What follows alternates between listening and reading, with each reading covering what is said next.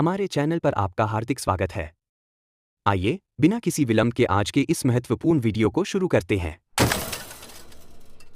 आज हम धरती की पहली सांस की कहानी को समझेंगे, प्रकाश संश्लेषण। जरा देखिए, हमारी आंखों के सामने ये जो पत्ती है, ये असल में ऑक्सीजन के बुलबुले बना रही है। ये कोई मामूली नजारा नहीं है। हम जीवन की सबसे बुनियादी प्रक्रियाओं में से एक को अपनी आंखों के सामने घटते हुए देख रहे हैं। तो चलिए थोड़ा और करीब से देखते हैं कि आखिर ये हो क्या रहा है। एक तरह से कहें तो हाँ, ये पत्ती सांस ले रही है, पर हमारी तरह नहीं, बिल्कुल नहीं। ये जो कर रही है वो किसी जादू से कम नहीं है। ये सूरज की रोशनी को जीवन में बदल रही है, एक ऐसी प्रक्रिया के जरिए जिसे हम सब ने स्कूल में पढ़ा है, फोटोसिंथेसिस। पर क्या हम इसे सच में समझते हैं? हाँ, तो इसी प्रक्रिया का नाम है प्रकाश संश्लेषण। ये वो तरीका है जिससे पौधे, शैवाल और कुछ बैक्टीरिया बस 3 चीजें लेते हैं, कार्बन डाइऑक्साइड, पानी और सूरज की रोशनी, और इनसे अपना खाना यानी कार्बोहाइड्रेट्स और हाँ, ऑक्सीजन बनाते हैं। अगर आसान भाषा में कहें तो ये प्रकृति का अपना किचन है, जहाँ सूरज की रोशनी चूल्हे का काम करती है। तो चलिए अब इस फैक्ट्री के अंदर झांक कर देखते हैं और मिलते हैं उन छोटे छोटे हरे इंजनों से जो ये सारा कमाल कर रहे हैं। अब हम एक पत्ती से जूम इन करके एक सिंगल सेल के लेवल तक जा रहे हैं। ये जो पौधे की सेल के अंदर ये हरे गोल गोल स्ट्रक्चर्स घूमते हुए दिख रहे हैं, इन्हीं को कहते हैं क्लोरोप्लास्ट। और असल में यही वो पावर हाउस है, वो इंजन है जहां फोटोसिंथेसिस का पूरा प्रोसेस होता है। समझ लीजिए कि ये फैक्ट्री की मेन असेंबली लाइन है। अच्छा, अब यहाँ एक बहुत ही मजेदार बात है।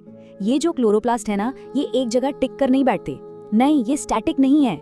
ये सेल के अंदर बाकायदा मूव करते हैं, घूमते रहते हैं। क्यों?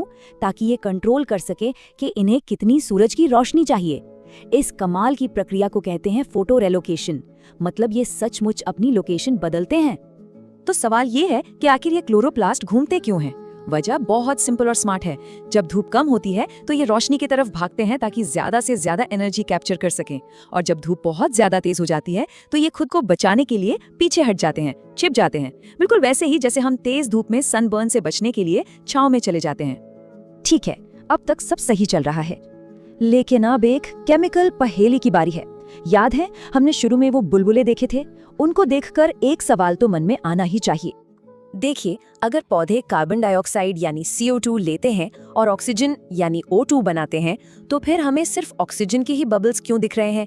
CO2 के बबल्स कहाँ गए? ये एक बहुत ही बढ़िया सवाल है और इसका जवाब केमिस्ट्री में छिपा है। तो देखिए, CO2 के बबल्स ना दिखने के पीछे 3 मेन रीजंस हैं।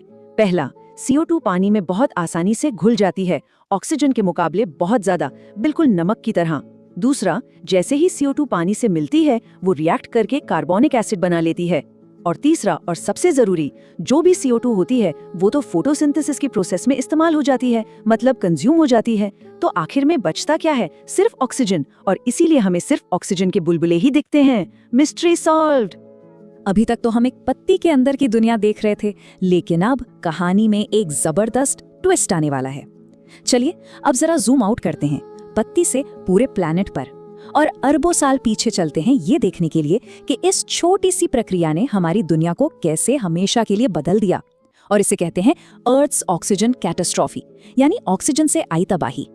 ये सुनने में शायद बहुत अजीब लगे, लेकिन सच तो ये है कि पौधों के लिए ऑक्सीजन एक तरह का वेस्ट प्रोडक्ट है। हाँ, सही सुना। जिस गैस के बिना हम एक पल नहीं रह सकते, वो एक पौधे के लिए सिर्फ एक बाय प्रोडक्ट है, एक फालतू चीज। पौधे जितनी ऑक्सीजन बनाते हैं उतनी उन्हें चाहिए ही नहीं, और यही कचरा एक दिन पूरी दुनिया की कहानी बदलने वाला था। तो चलिए टाइम मशीन में बैठते हैं और चलते हैं 2.5 अरब साल पीछे, 2.5 बिलियन ईयर्स। उस वक्त की धरती आज की धरती जैसी बिल्कुल नहीं थी। वो एक एलियन दुनिया थी जिसकी आज हम शायद कल्पना भी नहीं कर सकते। उस शुरुआती धरती के एटमॉस्फेयर में ऑक्सीजन प्रैक्टिकली थी ही नहीं, जीरो। और वो दुनिया एक अलग ही तरह की लाइफ से आबाद थी, ऐसे जीव जो ऑक्सीजन के बिना जीते थे। उस समय की डोमिनेंट जीव थी ऑब्लिगेट एनारोब्स। ये वो जीव होते हैं जो न सिर्फ ऑक्सीजन के बिना जीते हैं, बल्कि ऑक्सीजन से मारे भी जा सकते हैं। सोचिए, जो गैस आज हमारे लिए जिंदगी है, वो उन जीवों के लिए एक जानलेवा जहर थी। और अब आता है कहानी का आखिरी हिस्सा, एक ऐसा एपोकैलिप्स, एक ऐसा महाविनाश जो जिंदगी के लिए जरूरी था। एक ऐसी घटना जो उस समय के जीवन के लिए तो कयामत थी, पर आने वाले जीवन के लिए एक ब्लेसिंग बन गई। इस घटना को इतिहास में द ग्रेट ऑक्सीडेशन इवेंट के नाम से जाना जाता है। तो हुआ ये, पहले धरती पर इन एनारोबिक जीवों का राज था। फिर मैदान में आए साइनोबैक्टीरिया, वो पहले जीव जिन्होंने फोटोसिंथेसिस करना और ऑक्सीजन बनाना शुरू किया।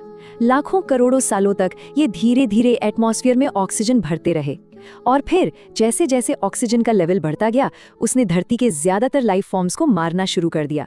ये प्लैनेट का पहला और शायद सबसे बड़ा मास एक्सटिंक्शन था। इसे एक क्रिएटिव कैटास्ट्रोफी कह सकते हैं, एक ऐसी तबाही जिसने कुछ नया बनाया।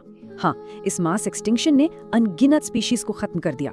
बढ़ती ऑक्सीजन ने उस वक्त की डोमिनेंट लाइफ के लिए जहर का काम किया, लेकिन इसी तबाही ने जिंदगी के अगले चैप्टर के लिए दरवाजे खोले।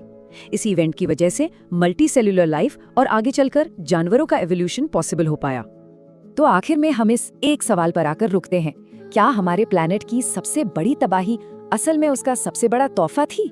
ये एक ऐसा पैराडॉक्स है जो हमें याद दिलाता है कि जीवन का विकास क्रिएशन और डिस्ट्रक्शन के एक बहुत ही कॉम्प्लिकेटेड डांस पर टिका है। तो दोस्तों, आज के वीडियो में बस इतना ही। उम्मीद है यह वीडियो आपको पसंद आया होगा। हमारे प्रयास को प्रोत्साहित करने के लिए कृपया इसे लाइक करें, चैनल को सब्सक्राइब करें और यह जानकारी शेयर करें। आप सभी का दिल से धन्यवाद।